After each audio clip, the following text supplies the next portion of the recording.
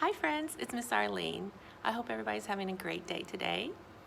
I have a book for you today. It's called A Pocket for Corduroy. Has anybody read this book before? It's one of my favorites and I think you're going to really enjoy it. This is written and illustrated by Don Freeman. Don Freeman.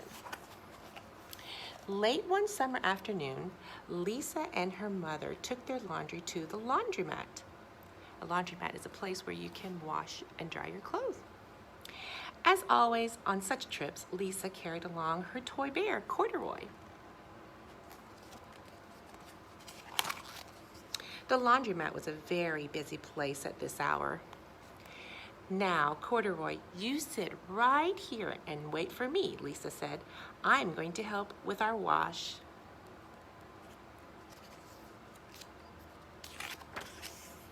Corduroy waited patiently.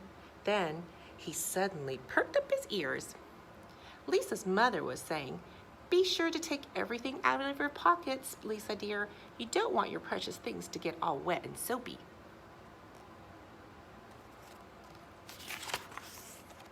"Pockets," said Corduroy to himself.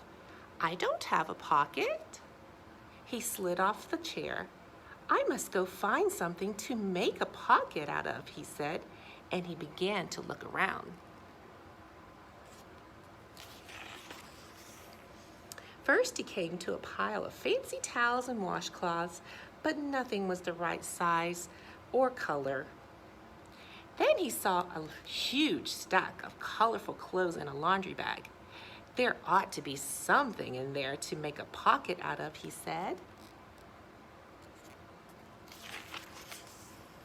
Without hesitating, he climbed inside the bag, which was filled with pieces of wet laundry.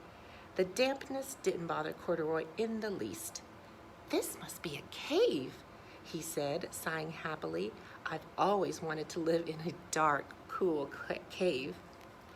When the time came for Lisa to fetch her bear, he was gone. "Oh, Mommy," she exclaimed, "Corduroy isn't here where I left him." "I'm sorry, honey," said her mother, "but the laundromat will be closing soon and we must be getting home." Oh no. Lisa was reluctant to leave without Corduroy, but her mother insisted. "You can come back tomorrow," she said. "I'm sure he will still be here." As they left, a young man wearing an artist's beret was taking his wet laundry out of a bag, the very bag Corduroy had discovered. Before he knew it, Corduroy was being tossed together with all the sheets, shirts, shorts, and slacks. Inside the dryer. But just as the artist was shutting the glass door, Corduroy tumbled out onto the floor. "How in thunder did that bear ever get mixed up with all my things?" the artist wondered. Poor Corduroy was damp all over. "The least I can do for him is give his overalls a good drying," said the man thoughtfully. He unbuttoned Corduroy's shoulder straps and put his overalls in the dryer. Corduroy grew dizzy as he watched his clothes spinning around, but the artist became inspired.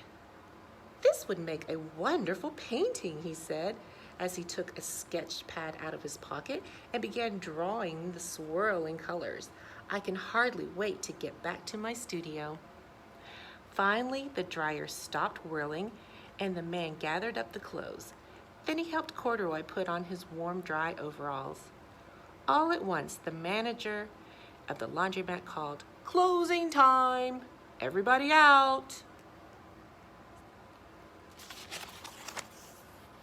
Corduroy was gently placed on top of a washing machine.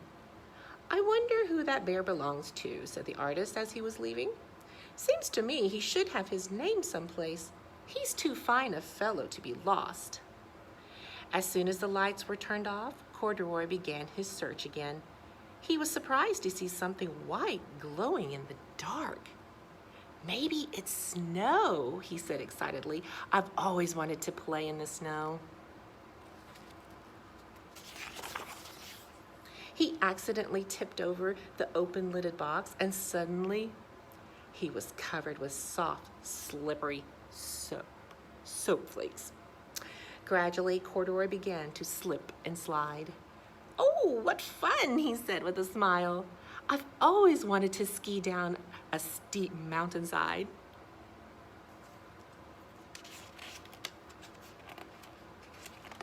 Oops,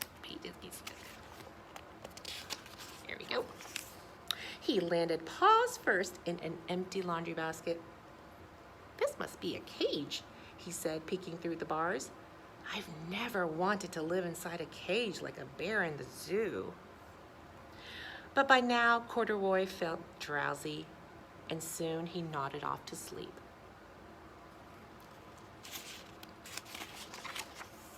Next morning, when the manager came to open the door of the laundromat, there was Lisa waiting. "I left something here yesterday," she explained. "May I look around?" "Certainly," said the manager. "My customers are always leaving things." Lisa was searching under the chairs and in back of the washing machines when she heard the manager call her. "Is this what you're looking for, señorita?"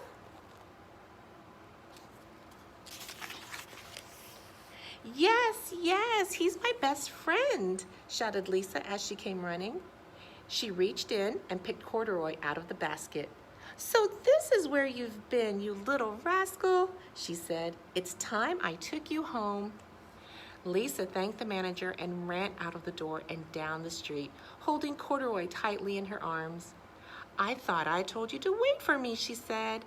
"Why did you wander away?" "I went looking for a pocket," Corduroy said.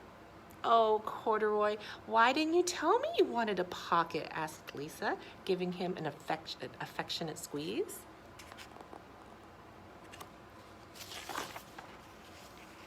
That very morning, Lisa sewed a pocket on Corduroy's overalls. "And here's a card I've made with your name on it for you to keep tucked inside," she said. "I've always wanted a purple pocket with my name tucked inside," said Corduroy, as he and Lisa nuzzled noses. The end. I hope you enjoyed that book. Why do you think Lisa put Corduroy's name in his pocket? Let me know what you think. Again, I hope you enjoyed the book. Have a very nice day.